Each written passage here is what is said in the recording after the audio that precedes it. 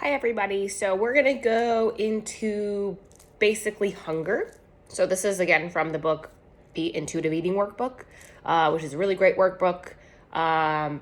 Basically what it is it kind of gives you tools and tips and tricks on how to get out of the good, bad, healthy, unhealthy, negative, positive mindset versus just like unprocessed food and whole foods, and like keeping a very neutral or positive interaction with food and your body. So we're gonna talk about hunger. Hunger is a natural biological cue that lets you know that your body needs sustenance.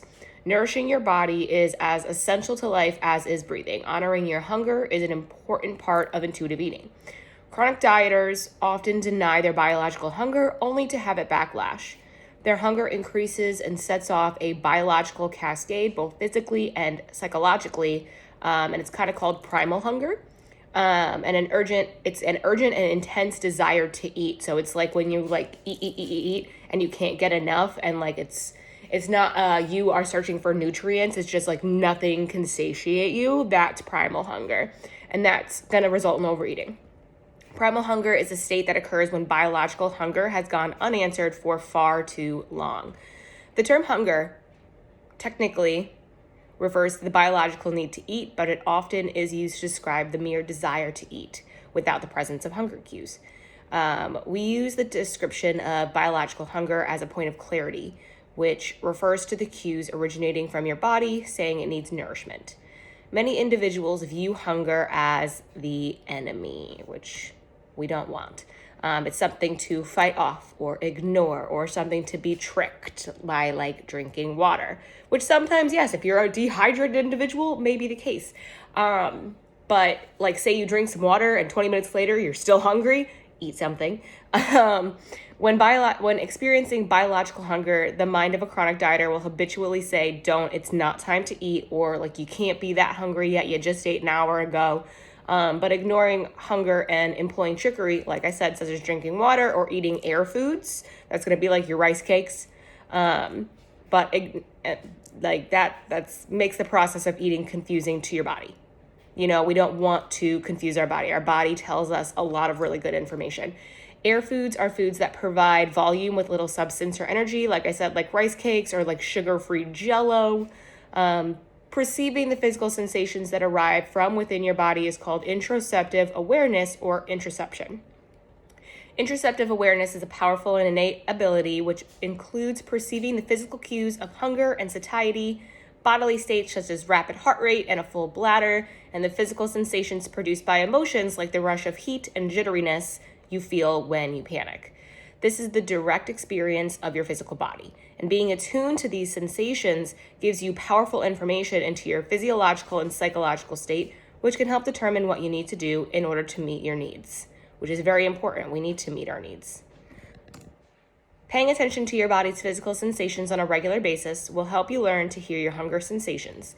Listening to different body sensations is a form of cross-training for body cue awareness. Please keep in mind that these body sensations are not right. They're not wrong. They're just information. Very neutral here. That is the whole point of intuitive eating. Is it's neutral. It's a neutral state. Your body says, I'm hungry, so you feed it. You stop when you feel content. You stop when that hunger cue stops. Maybe you get hungry an hour later. Maybe you don't. Maybe you get hungry 4 hours later. Maybe you don't. I'm not sure. It's your body. It's going to tell you what it needs. Anything that's an attunement disruptor is going to be something that interferes with your ability to hear or respond to the needs of your body in a timely manner. Disruptors are going to include distractions, thoughts, rules, beliefs, and a lack of self-care. When you are in times of stress, whether it's fighting deadlines or chasing toddlers or the holidays or whatever, your body's biological fight or flight survival system is activated. Your blood flow is diverted away from your GI system and shunted to your extremities to help you flee or fight the enemy, resulting in a lack of hunger cues. When your body is hungry, it tries to get your attention in a variety of ways, from mood and energy changes to increased thoughts about food. The longer you wait to nourish your body, the more intense these experiences are going to be. Getting to know your hunger cues might seem very, very frustrating, especially if you haven't experienced them in a really long time. Perhaps because you've been numb from stress, or you don't let yourself get hungry at all. The more you listen to your body, the more you will begin to hear and experience the subtler signs of hunger.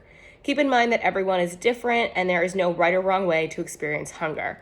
So the first one's going to be the stomach. A variety of sensations including rumbling, gurgling, gnawing, or emptiness. While this is a common way of experiencing hunger, there are many people who do not experience hunger signs in their stomach.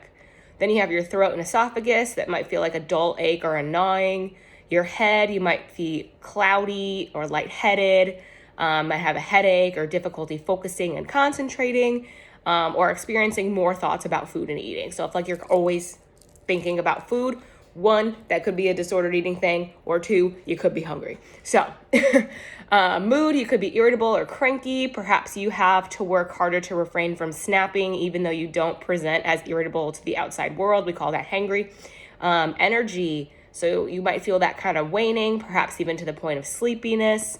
There can be a dullness and even apathy toward doing anything. So like if you have that like 2 o'clock, 3 o'clock slump, it may be because you're hungry. It may be because you needed to eat something bigger at lunch, or you need to have a snack. It may not necessarily be like caffeine related at all.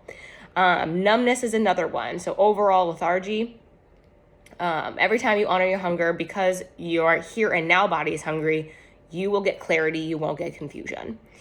You can't make peace with your eating by declaring a war on your body or the foods you put into it. Making peace with food is a critical component of intuitive eating, which involves eating the food you desire with attunement to your hunger and fullness levels. It is the process of making your food choices emotionally equal without placing shame or judgment on them, whether you are eating green jelly beans or a piece of broccoli. Your dignity remains intact regardless of your food choices. You are not a bad or a good person based on what you eat. Ultimately, this principle is about valuing your emotional health and taking morality out of your eating, all while increasing the flexibility of your food choices. If you have any questions on hunger and ways to figure out your hunger and satiety cues, please comment below or contact me.